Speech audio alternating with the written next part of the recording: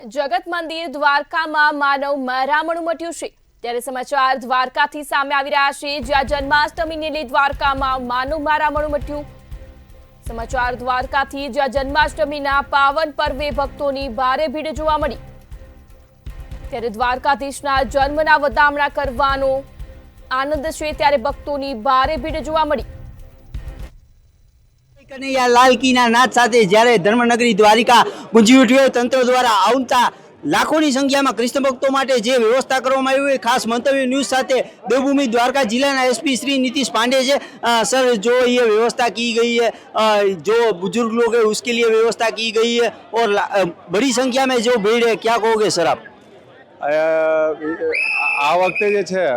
અમારા દ્વારકાધીશ મંદિર છે અને બેટ દ્વારકામાં પણ દ્વારકાધીશ મંદિર છે બંનેની સુરક્ષાના વ્યવસ્થાના હિસાબથી અમે લોકો ટોટલ જે છે 1650 જેવા કર્મચારીઓ અને 100 જેટલા અધિકારીઓના બંદોબસ્ત ગોઠવી દીધું છે અને એના હિસાબથી અત્યાર સુધીમાં જે ક્રાઉડ મેનેજમેન્ટ બધું પ્રોપર હાલે છે। એના સિવાય જે ઘણા બધા અત્યારે આપ જોઈ શકો છો મારા પાછળ ઘણા બધા ક્રાઉડેડ એરિયા છે એમાં અસામાજિક તત્વો અને ખિસ્સાકાતરું પર કંટ્રોલ હોય એના માટે જે છે અમે લોકો ખાસ અમારી એલસીબી એસઓજી અને સ્થાનિક પોલીસની અલગ અલગ જે ટીમો છે એ આ એક્ટિવ છે અને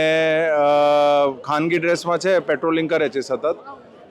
બધા એરિયામાં મંદિર અને મંદિરના આજુબાજુમાં લગભગ 180 જેવા કેમેરાઓનો નેટવર્ક છે અને એના ઉપર પોલીસના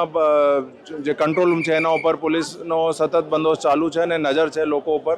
કોઈપણ જાતની શંકાસ્પદ મુવમેન્ટ હોય તો અમે તાત્કાલિક ખબર પડી જાય છે અને બીજું ડ્રોન પણ જે છે એ યુઝ કરવામાં આવે છે અને એનાથી સર્વેલન્સ અત્યારે ચાલુ છે અને જેટલા પણ અશક્ત દિવ્યાંગ લોકો હોય છે એના વ્યવસ્થિત દર્શન થાય અને એના માટે અમારી સી ટીમો અલગ અલગ જગ્યાએ એક્ટિવ છે અને ઇલેક્ટ્રિક કાર્ટ હોય કે વ્હીલચેર હોય એના મારફતે બધાને વ્યવસ્થિત દર્શન કરાવે છે। સર આ જે બંદોબસ્ત છે આપે 3 થી 4 વખત હોળી ઉપર પણ કરેલો છે જન્માષ્ટમી ઉપર પણ કરેલો છે ખાસ એ તકે આ વખતે શું નવું લઈને આવ્યા છો જેમ જેમ તમને ખબર પડે એમ નવું જ કંઈક યાત્રિકો માટે વ્યવસ્થા કરવામાં આવે છે? આમ તો અમારે એક સ્ટેન્ડર્ડાઇઝ થઈ ગયું છે બંદોબસ્ત સ્કીમ જે 3 લેયર સિક્યુરિટીના બંદોબસ્ત હોય છે અમારા પોલીસનો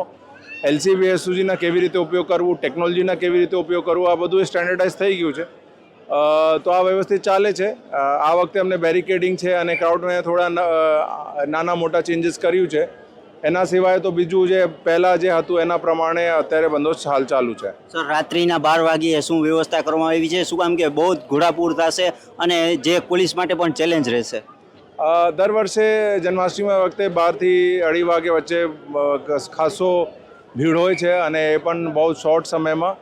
એના માટે અમારા ખાસ ટીમો એક્ટિવ હશે અને બધું વ્યવસ્થિત રીતે પતી જશે। તો મંતવ્ય ન્યૂઝથી ઓમ ધોબાણી સૌને જય દ્વારકાધીશ।